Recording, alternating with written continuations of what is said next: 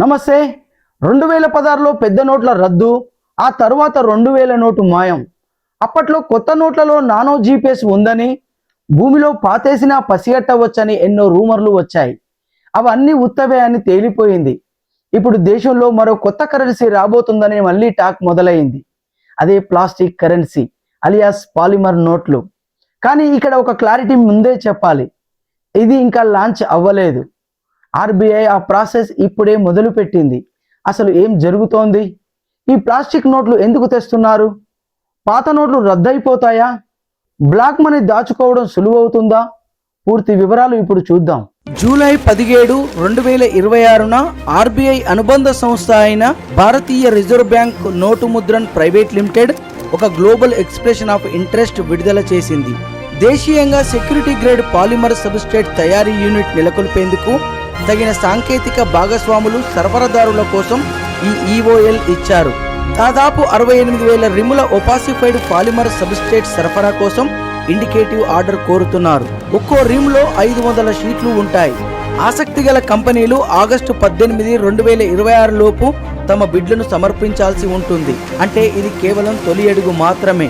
వెంటనే మార్కెట్లోకి నోట్లు రావడం లేదని దీని ద్వారా తెలుస్తుంది. మరి ఇంత హఠాత్తుగా ఈ ఆలోచన ఎందుకు వచ్చింది? కారణం స్పష్టంగా డబ్బే. కాగితం నోట్లు త్వరగా మురికి పట్టడం, చిరిగిపోవడం వల్ల ఆర్బీఐ ప్రతి ఏడాది 1000 కోట్లు కేవలం పాత నోట్లను రీప్లేస్ చేయడానికే ఖర్చు పెడుతోంది.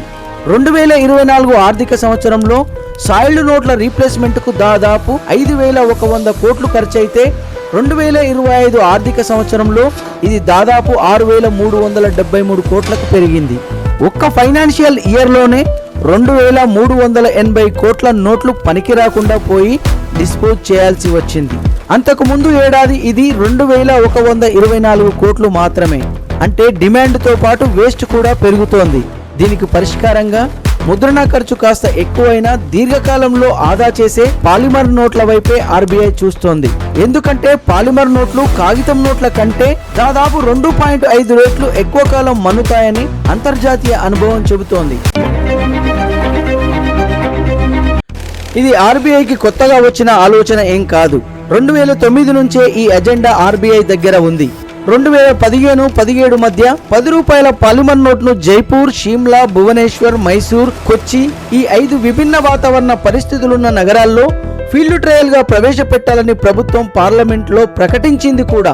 అప్పట్లో సాంకేతిక, మరీ ముఖ్యంగా ఏటీఎంలు ఈ ప్లాస్టిక్ నోట్లను గుర్తించలేకపోవడం లాంటి కారణాల వల్ల ఆ ప్రయత్నం ముందుకు సాగలేదు.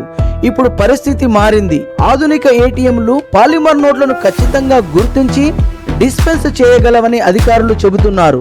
అందుకే ఈసారి ప్రాజెక్టు మరింత గట్టిగా ముందుకు వెళ్తోంది.